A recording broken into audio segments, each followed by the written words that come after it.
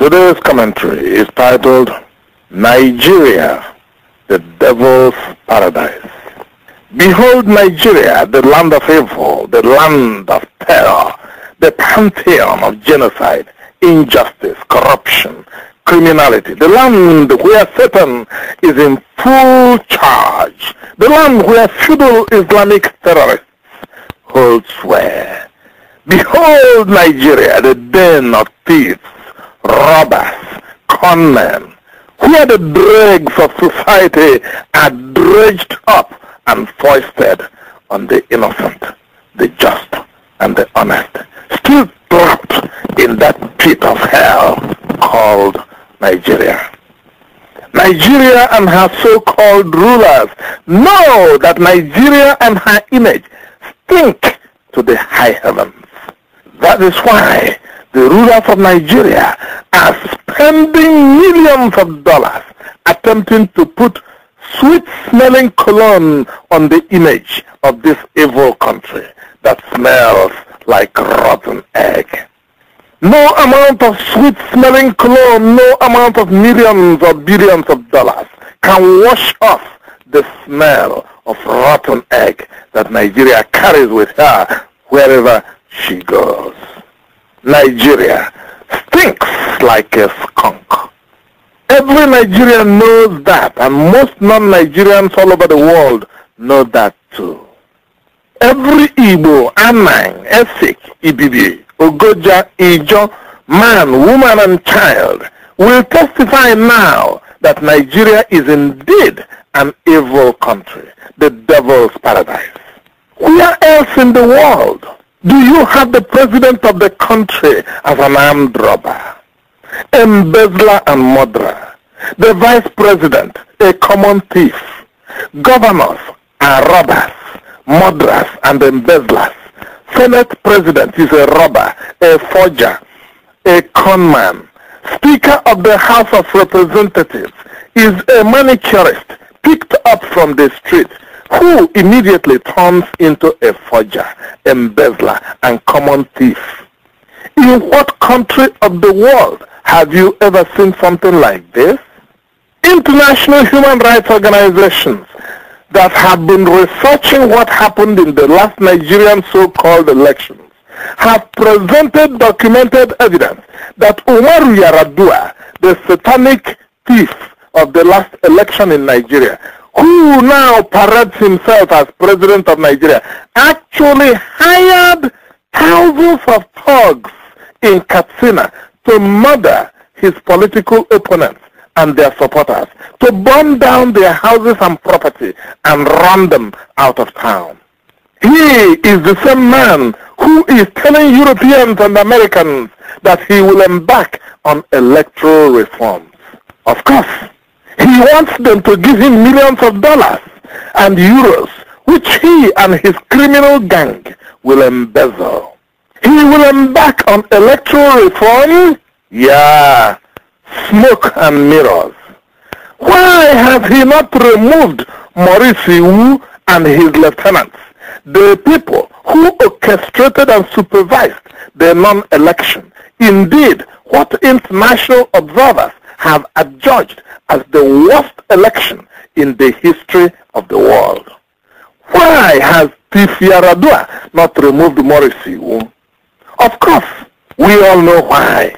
He cannot remove his fellow criminal, the fellow thief with whom he planned, executed, and supervised the stealing of the non-election. Kettle cannot call pot black. Now, let us talk about justice in Nigeria. Even mentally retarded people know that Ibrahim Babangida orchestrated the murder of Delegiwa and numerous other people.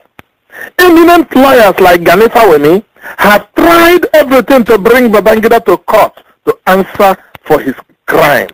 The Nigerian judiciary has blocked him at every turn. This murderer is still strutting the Nigerian landscape, flashing his satanic, gap-toothed Dracula smile. Colonel Amadu Ali participated in the murder of Kensaro Wiwa.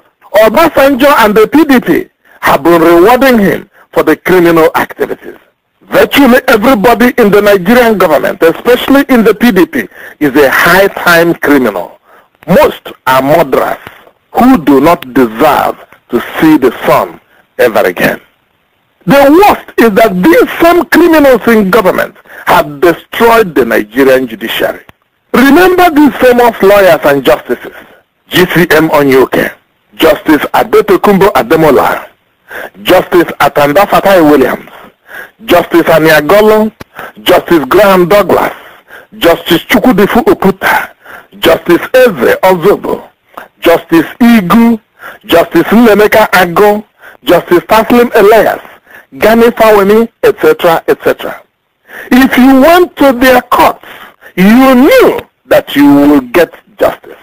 Today, we have so-called Justice Binta Moritala Nyako, the fourth wife of retired Admiral Moritala Nyako, the governor of Adamawa State. This so-called judge has been postponing granting bail to Chief Rafu Wazirike for 2 years on one flimsy excuse or other. If her husband, a PDP thief, tells her at their dinner table that Wazirike must not be given bail, she must obey according to Islamic tradition and keep Wazirike in prison. It is not a surprise, therefore, that on October 16, 2007, she made the utterly moronic and asinine ruling that a genuine death certificate duly signed, notarized, and presented to her court from the private hospital where Chief Wazirike's mother died in Lagos was not acceptable to her court. Only a mentally retarded judge would even contemplate making a good of herself by such a pronouncement. She even made a worse fool of herself when she insisted that the traditional ruler that will stand surety for Chief Wazirike must come from Wazirike's home and not from anywhere else. We ask, how many times has the Emir of Kano been summoned to Umuahia to stand surety for a Hausa Fulani man in a federal court? Never.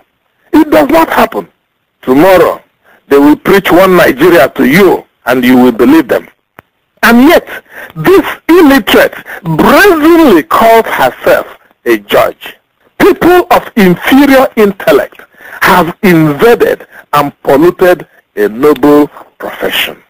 Yes, in the past few years, wives of Nigerian Muslim army officers were made judges with or without any sound legal education. They have been forced upon federal courts. Now, they make major judicial decisions.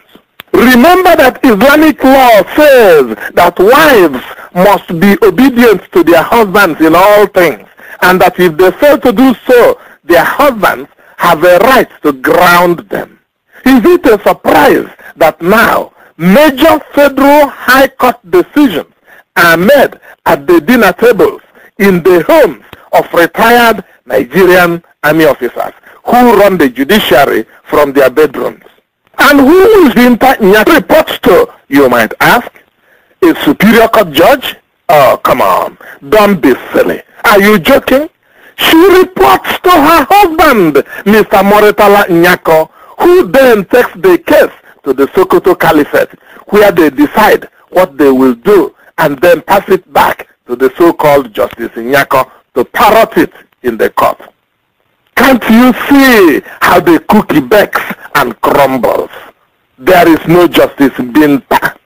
The judge is retired Admiral Moritala Nyako in consultation with other members of the Sokoto Caliphate. That is the Hausa Fulani feudal system masquerading as English jurisprudence. That is Nigerian government. Everything else functions like that. The independent Nigerian judiciary exists in name only. Independent National Electoral Commission exists in name only. The Independent National Census Board exists in name only. Nigerian National Army exists in name only. Nigerian National Police Force exists in name only. The Nigerian Drug Law Enforcement Agency exists in name only. NAFDAC exists in name only. The Nigerian Customs and Immigration Board exists in name only.